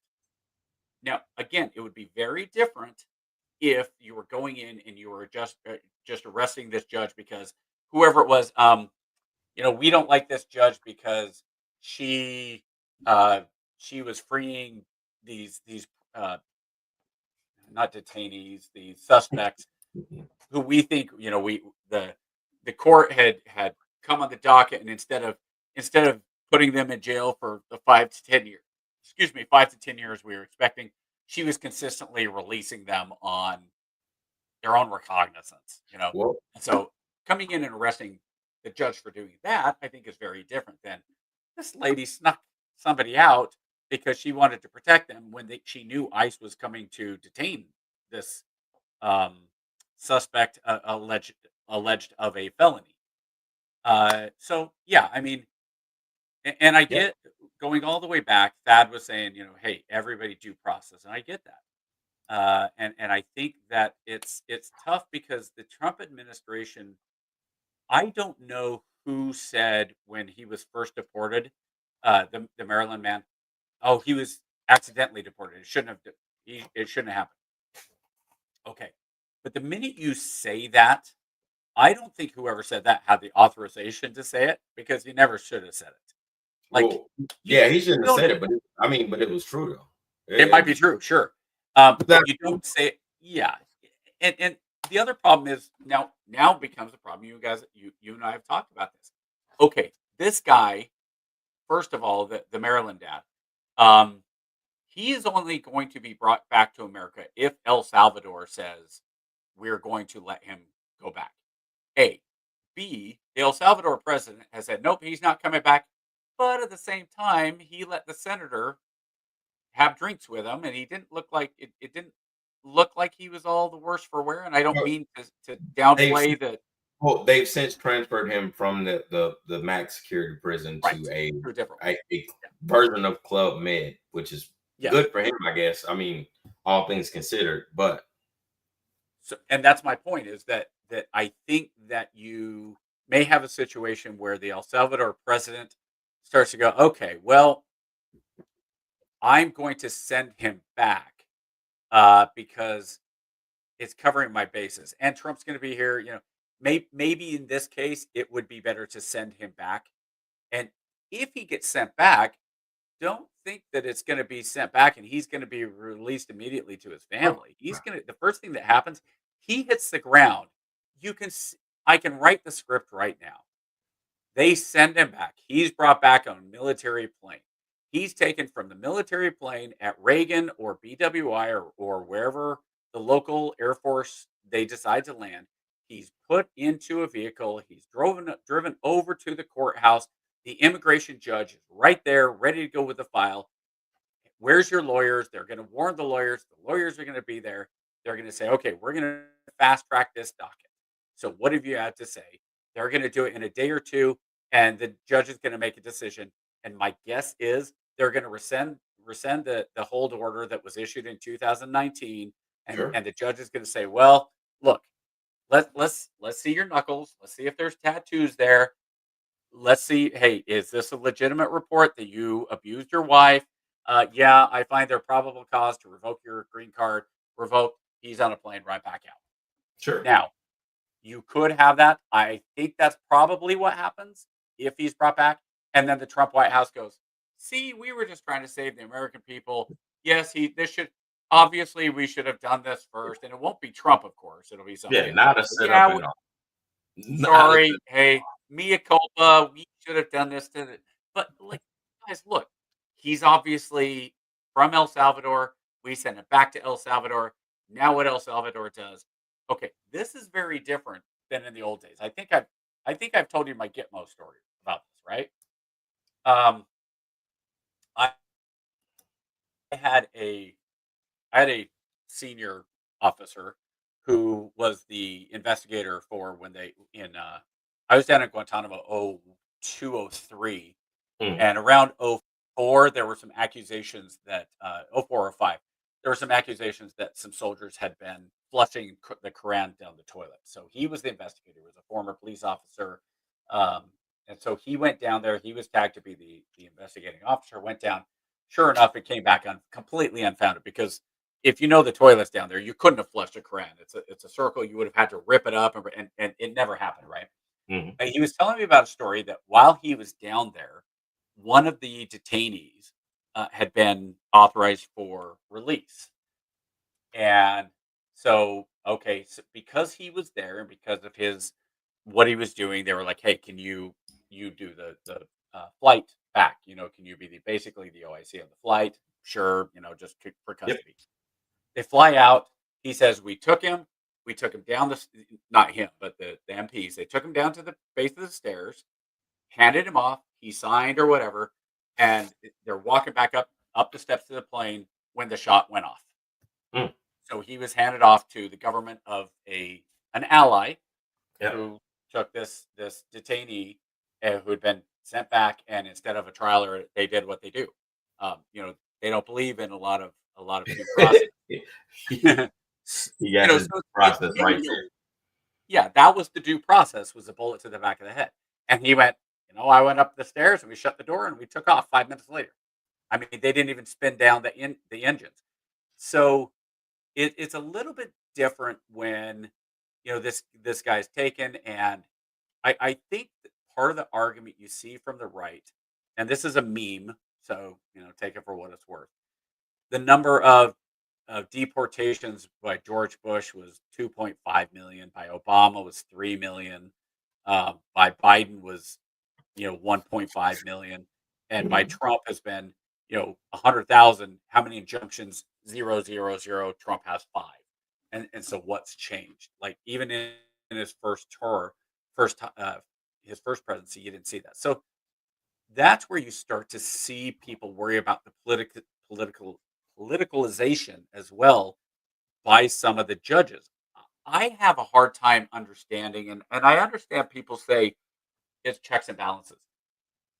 But when you have a federal judge, let's say from the state who's over the Northeast, Montana, and I'm not saying exactly, I'm just using this as an example, right? Mhm. The Montana federal judge in Montana. Mhm. And a federal judge in Montana writes an order that says the Trump administration cannot deport anybody at all simply because they believe that they are, uh, you know, a gang member, MS-13. Does the federal judge in that case really have the power and the jurisdiction to do that? Because you've seen so many times Well, where and maybe it is, but I the I short just I answer is don't the know. short answer is yes, because it's unconstitutional. Like we've clearly established it, the process of due process. Now, if they've been, been to immigration and they found out that they are a member of MS-13, then that wasn't the issue at hand. The issue was not the deportation of gang members. The issue was randomly snatching a bunch of people up who look like gang members or who you perceive to be gang members, throwing them on a plane, getting them to Venezuela, and then trying to figure it out once you get to Venezuela. That was the But issue. even the Supreme Court was split on this, right? Nope, 7-2 for the immigration Supreme Court was 9-0 on it. Like, hey, no, stop. on one of the things. The And most then important thing was hey, don't send people over without due process. That was the most important thing. Everything else is circumstantial. Stephen Miller but again. that's not what Alito said though. That's not what I read Yeah, he what had a Alito dissent, read. of course, but the vote was still 9-0. No, this was a different one. So Okay, you're talking about something else. yeah, so Alito and Thomas basically said so there was this at 1 a.m. in the morning, Supreme Court signed a temporary restraining order that basically said a TRO that said, "Hey, you can't keep doing whatever you're doing with immigration." Right? I don't think it Mhm. was necessarily the Venezuela one, but it was something like that. Yeah. And what Alito was basically saying was, "Well, hold on. This has always gone through the process before it gets to the Supreme Court, and we've always waited for it to go through the process." So think about somebody like who's on death row.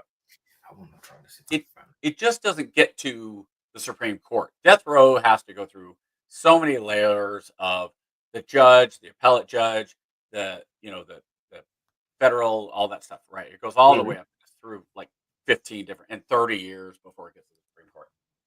And so Alito was like, we're breaking our own rules here because this is being filed on behalf of people that haven't been wronged. We used to say it was all if somebody didn't have standing, then you don't get to sue. You have to be like if I try to go and I say okay, I don't like that I don't like that Utah is banning black teachers, which is not the case, obviously. Yeah. Uh, so I'm going to sue, right? I'm going to sue in Georgia, and I'm going to say I think it's in federal court. I think it's absolutely wrong that Utah is going to stop letting black teachers teach. It would get to the courthouse here, and they'd say you have no standing. How does this affect you? And I go, well, I just think it's wrong. Doesn't matter. Well, It doesn't affect you. Yeah, go ahead. I saw a video earlier that explains just that very, and I'm glad I saved it. I figured it would come up, but Good. I'm gonna play it, and then hopefully we can see it. Sure. And then we'll talk about it afterwards. All right, Okay. I can get this thing to work right. Let me get it to work right. Shit. If you can ever hire an engineer for 5 cents an episode, we'll be good. I'm telling you. All right, let's see if I can get this thing to work. Here we go. Sound off. Federal judge. Yeah, all those pesky activist judges are really getting on my nerves. The Supreme Court agreed to hear this? Yeah, they took it on as an emergency case. And I'm not exaggerating. If I win, I can do literally anything I want. But not like override the Constitution. No. I would definitely be able to override the Constitution with an executive order. No, that's not possible. You're clearly exaggerating like you do. I'm not. Do you remember when I signed that executive order ending birthright citizenship? Yeah, it was challenged by like a whole bunch of states and watchdog organizations. Right. There were several cases that ended up being heard in federal courts, and some of those judges issued national injunctions. But also, to be clear, one injunction alone, that still would have been enough. Yes, an injunction says that nationwide this executive order is unconstitutional and unenforceable. So the birthright citizenship case, this is the emergency case that the Supreme Court is hearing? No, I was just explaining how those pesky activist judges have been keeping me in check. The emergency case is actually us trying to strip them of the power to issue national injunctions at all. Wait, so if you win and judges can't issue injunctions, then who would fight back against a clearly unconstitutional executive order like ending birthright citizenship? Anyone that was impacted personally by the executive order would have to sue us individually. Stop it. You're saying that if I was born here and my parents weren't citizens, I would have to sue you to get my citizenship back? Yeah, and here's the kicker. If you win in a federal court, that doesn't mean dick for anyone else. Holy shit. What about the states that sued you? This is where it starts to get interesting because states can sue on behalf of their residents. So every state would have to sue to reinstate birthright citizenship and win. Right, and some states might not, but then they could appeal it to the Supreme Court, who could give a nationwide ruling. Sure, but you've seen how fast I can move on tariffs. SCOTUS already gets petitioned for 8,000 cases a year, and they only have time to hear 60. All I have to do is sign a piece of paper. You have to fight an incredibly expensive and time-consuming legal battle. So you can just flood the zone with executive orders, and we can't even rule them unconstitutional until judges rule on them individually. Oh yeah, I can disrupt supply chains. I can determine what medical procedures you can get. I can take your firearms away. And until you win a case, your state wins a case, or the Supreme Court rules on something in a couple of years, my executive order stands. Oh my God. And you're still thinking like a good person. I've already signed executive orders crippling law firms. I could cripple all of them. Holy shit. This is the biggest case of your sad little life. But you're still not bringing Abrego Garcia. I don't actually have the power to do that. You're suing all of the federal judges. So, yeah, all those pesky activists. A little bit of background. I found this guy's page a couple of days ago, and I've been watching. He does definitely left-leaning, but he does at least a pretty good job at explaining the strategy and the process, right? Taking all the bias out, the strategy pretty much is the same, right? SCOTUS can't do anything unless they rule on it. And based off of the executive order, it's an individual, it's a case-by-case basis, right? So if the injunction goes through, which is, I think, what you were talking about, the injunction on the federal judges, you would literally have to apply on a case-by-case basis, whether immigration or for this video, birthright citizenship, whatever the case is, this is what it is. So I think, yeah, it's a slippery slope, man. I'm not really a fan of it. I dig the strategy. I understand why and how. Brilliant, actually. Smart. But not good for the common man at all. I don't. This goes back to what Greg said and what I've said for a while, and we've agreed on this. The legislature isn't doing their effing job. Absolutely not. But I mean, you have this threat. I think Murkowski was the one. Did you see that Murkowski interview where she was like, "Hey, we understand behind closed doors, senators have talked about how we recognize the perception of what it is, but we have this albatross over our head called Elon Musk threatening to financially support and primary anyone who disagrees." So for a lot of us, that's what I'm saying. But I mean, you got to understand, they are addicted to the money and the power. So the threat of them being primaried and possibly losing out on their grifting gig has a lot of our congressmen and women in a chokehold. They refuse to act. And the irony of that is Murkowski should be primaried because of making that statement. Like if you truly believe that me speaking up means I'm going to lose my gig as a senator, well, so I better not speak up. Yeah, you should be out. She should have resigned. Like I didn't hear that. She should have resigned after saying that. Right. But that, I Because mean, if you it's other not just countries, I her. think that happens much more. Yeah. Well, whoever it was. But I think you see that in other countries too, a lot more, where it's almost like, hey, this is so embarrassing that one of two reasons. Either A, I did something wrong and it came out, so I'm going to resign. Or B, this goes so much against my beliefs that the government would do this that I can't work for the government. Is just trying to listen I got it. as carefully as I can. Sorry about that. I'm gonna try to pause it and start it over. I got it. I'm gonna bring it up so we can see it. But yeah, it is definitely I never thought I'd see the day where Congress would just be like, you know what? Hey man, we love scraping our money off the top. We're not gonna get involved. And I'll let you hear it from her mouth, and then we'll talk about it. Sure. Let's see. Come on, thing work. Right, there we go. Part of what I have been doing with my team is just trying to listen as carefully as I can to what is happening and how it is happening and the impacts it is having on the ground. And we're honest up front in saying we don't have all the answers, but we're trying to unlock at different opportunities and in different ways as much as we can. And it is as hard as anything that I have been engaged in the 20 plus years I've been in the Senate. You have to say to people who are afraid, or who are afraid. We are all afraid. Okay.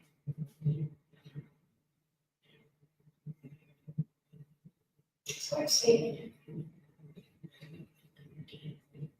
But we are,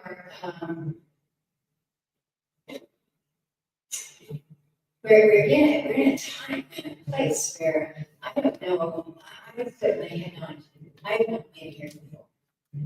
And I'll tell you, I'm oftentimes very anxious myself about using my voice, because retaliation is real. And that's not right. But that's what you've asked me to do. And so I'm going to use my voice best my ability. And sometimes it will be viewed in a way that, well, that's pretty confrontational. And other times it's going to be using my mother's charm that I learned as a young girl, and in direct communication with those that I've made relationships with, and am able to affect some change that way. But I've got to figure out how I can do my best to help the many who are so anxious and are so afraid.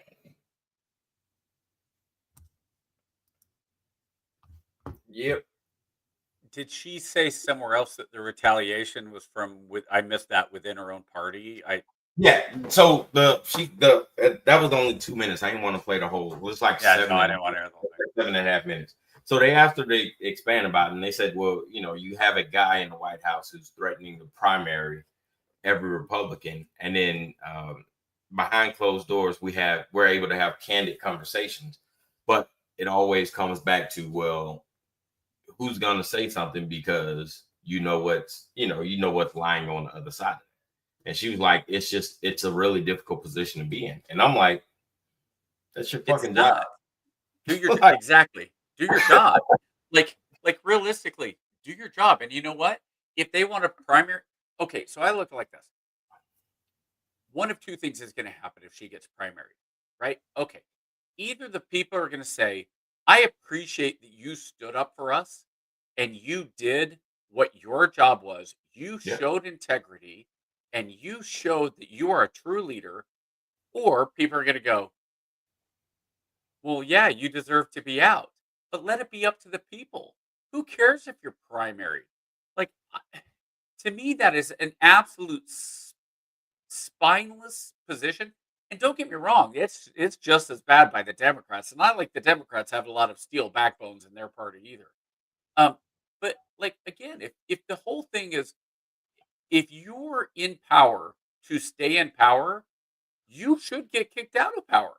The I don't threat want of to go to the threat of being taken off the government teat is very oh, it's enough to it's enough to make oh people my gosh. who say, you know What do what, you hey, you're right. what do you think? I'm curious, and I don't know what the number is. I wonder what the poorest, the least net worth senator is, and what that number is. My guess for senators, now maybe the House is a little different. The House, my guess, is lower. But my guess is I don't believe that there would be a senator that is under 8 figures of a net worth. That's at least $10 million. I'd be surprised. And if it is, it's a brand new one for somehow. Like Look like them. yeah. But I'd be curious. But it's Well, rare. You know it's gonna be rare regardless. Yeah, I'm looking at it now to see. Hopefully I can get through. Oh, they don't have it. Net Yeah, worth they of don't have it. senators.com. Yeah. No, this is always in 2012. Yeah, it doesn't show it. But in talking about that, have you heard about the go ahead. Oh, I was just gonna say, it's gonna be regardless, whoever it is, it's still gonna be more than you or I'll ever see in our lifetimes. Oh, Regardless of absolutely. Whoever makes the least amount. Absolutely. I'm trying to find the name of. So there was a representative who says that they, I think she's out of Michigan. She has a way to save the Democrats.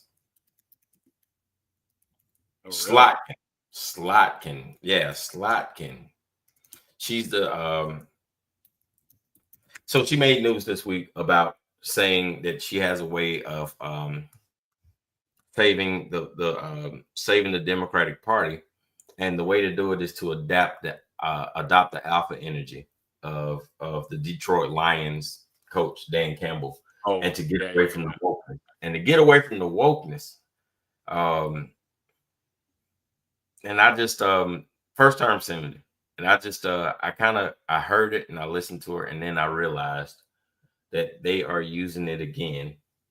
That I don't think they understand what that word means, right? I think they're using the word wokeness as a pejorative for being black, because they're using it. Well, I don't think that's true. I think woke has become a left. Yeah, the Democratic Party didn't lose because of wokeness. They didn't lose because of wokeness. I think in part they did. Absolutely not. And I can show you where. So the biggest issues coming out of the election were what? What were the biggest issues? The post election immigration, DEI. No, not DEI. Immigration, economy. Mm-hmm. DEI wasn't a conversation until the Trump admin came on board and brought it up. So I might have here senators. What is Slotkin? I don't know who that is. She's out of Michigan. She's a senator, Alyssa Slotkin.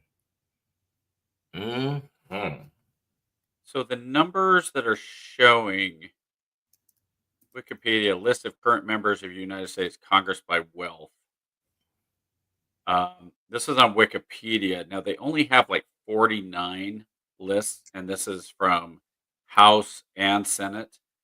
But the least well off as of 2019, I think it's because of it's the reporting open secret.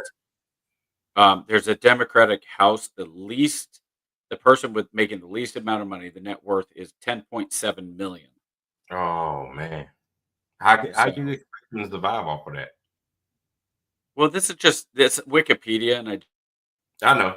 I put in, net worth of senators 2024. So, I mean, And if you want the richest by 2025, Rick Scott, it says here is worth $550 million. Oh my goodness. He's number 1. Number 10. Oh, I like number 9. Number 9, Senator Mitch McConnell, estimated net worth of $52 million. So there's a big drop off after that. And then the number 10, Utah, was $31.72 million. John. Cool. But you remember John Kerry? John Kerry is a billionaire. So yeah, I told you through his wife. Don't get me wrong, but still, it's the biggest legal grift that you can get into right now. So the issues that the voters said mattered the most to them post-election: inflation and the cost of living, jobs in the economy. Yep. Immigration and the border, threats to democracy, abortion, Project 2025, corruption in government, Social Security and Medicare.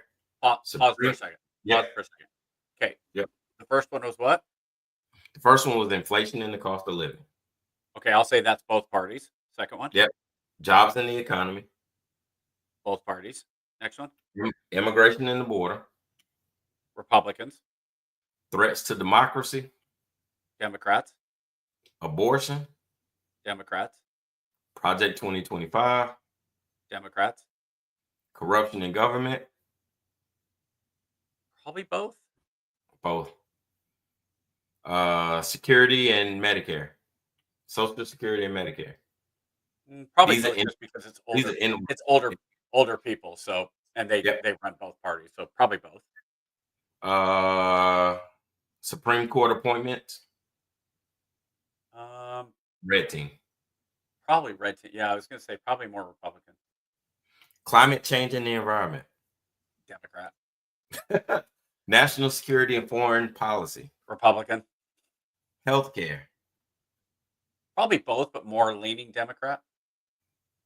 Democrats 7, Republicans 1. Oh, 7. hard. I didn't even know it had that breakdown. That's interesting. Yeah, federal budget deficit. Probably Republican. 6-1. Yeah. Voter fraud and election security. Republican. 6-1. You know what's not on here? DEI. DEI, because it wasn't a thing until January 20th. Nothing. There's no racial. Well, yeah. Well, it's broken down. There's nothing on there about woke or social. Well, yeah, it says late deciders who are more concerned about Democrats being too extreme than Republicans. So that's the closest we can get to woke is. And then the Democratic candidate being too extreme was -86 with Democrat voters, +58 with Republican voters, -50 with blacks, -4 with Hispanics, -11 with whites, and then +9 on late deciders as a whole. So that was the second lowest issue between late deciders. The next lowest issues were the Republican candidate being too extreme at -24, and Republicans in general being too extreme with -5 differential. It's all -5.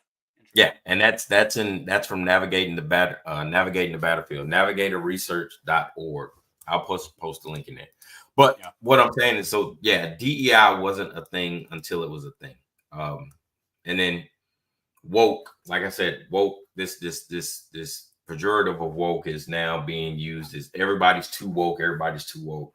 Woke has become the new N-word. Everybody's being too well. So, and the reason I kind of I don't know if it's just my thought process or pushback or whatever. When you have like Saturday Night Live, for example, go all in on anti-Trump and pro-gay, pro-trans, pro-leftist, and Saturday Night Live, just a small example. Yeah. I think that's kind of the idea, without naming and saying it's about wokeness or it's about DEI. I think that's kind of where all of those other things get mixed up. It's very tough to say. But remember, I told you liberals liberals will take a word from the black community and Yeah. adopt it to their policies wrongly. And then Sure. once it catches on nationally, it's automatically assumed that, oh, everything woke is bad. I mean, they did the same thing with Black Lives Matter. Black Lives Matter was a small grassroots movement. Once the liberals got a hold of it, it became national. And then we came into All Lives Matter and all that else. It's the same thing. Same thing with wokeness, same thing with DEI.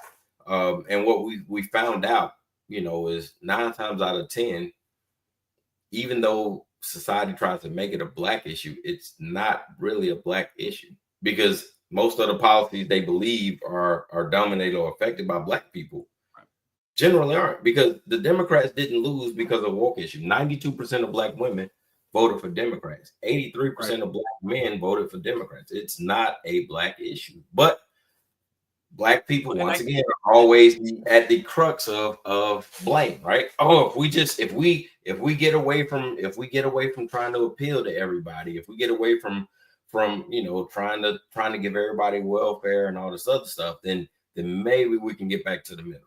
Well, sure, but that's not hurting the black community, because by far and away the black community isn't the greatest benefactor of government benefits. It just isn't. Right.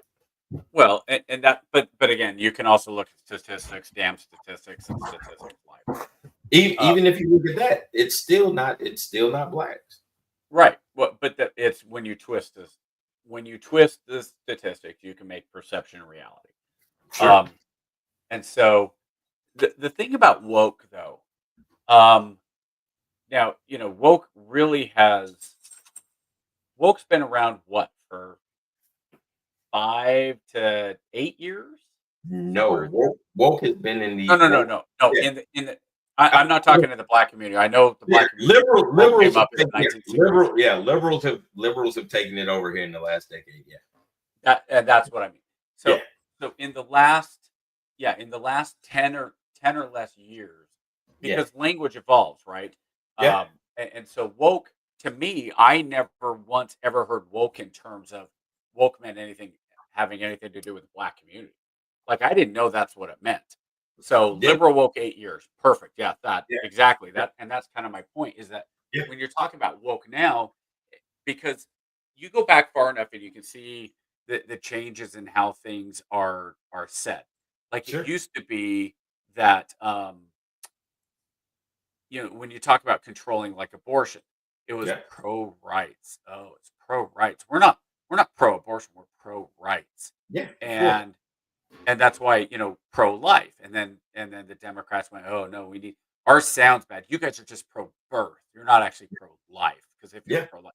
So it's all this battle about words. So, like, woke, I never thought of woke as being a black or white word. To me, it was a left or right word. And so when you start seeing in conventional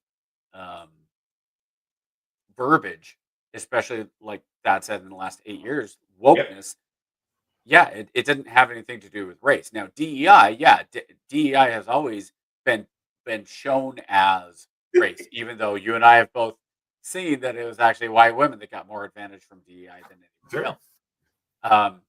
And like welfare and all that stuff. Yeah, it's seen. Anybody that looks at the numbers, they realize that there's more poor white people getting welfare than poor black people. It absolutely is a bastardization. And so, when you're looking at these things, when you have the words as well, instead of making I think this is part of the problem with the left.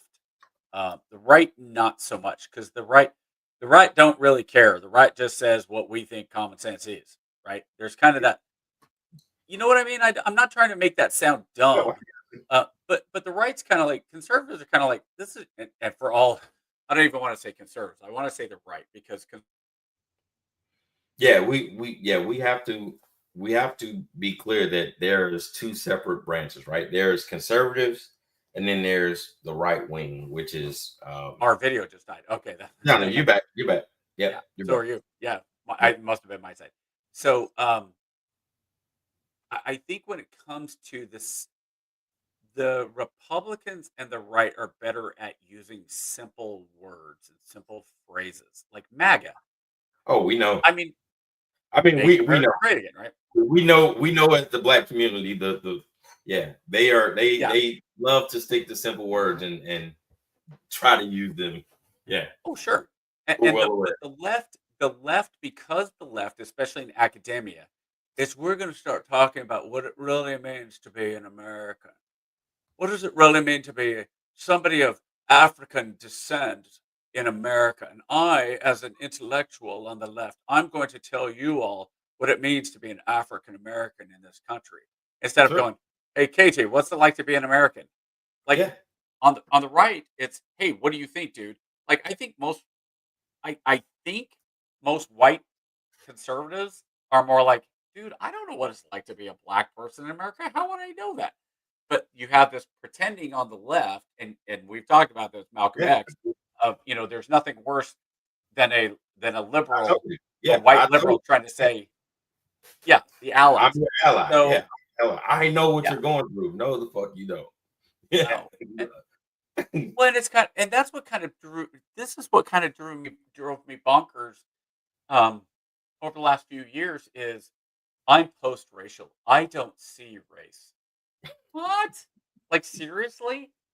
Like now, do I think it's okay if I say, "Hey, Sergeant Johnson, I need to talk to Sergeant Johnson," and they go, "Which one?" And I say, "The black one." The what? I'm like, well, what do you mean? One of our Sergeant Johnsons is black and one of them's white. Like, Yeah. if it was a male and a female Sergeant Johnson, I was like, the dude, they'd go, okay, no big deal. Or the girl, okay, go get her.